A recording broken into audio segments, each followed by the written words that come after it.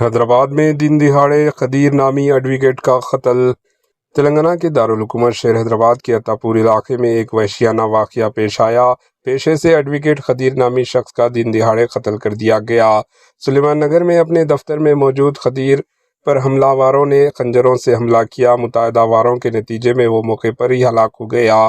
खदीर की मौत की तस्दीक करने के बाद हमलावर वहां से फरार हो गए। इत्तला मिलने पर पुलिस मौके पर पहुंची और तफ्तीश शुरू की। पुलिस ने सीसीटीवी फुटेज हासिल कर लिया और इसी की बुनियाद खुसूसी टीमें तश्कील दी गई ताकि हमलावरों को गिरफ्तार किया जा सके। ससुराली रिश्तेदारों के मुलव्वस होने का पुलिस को शुबा है। Bureau report, HN news.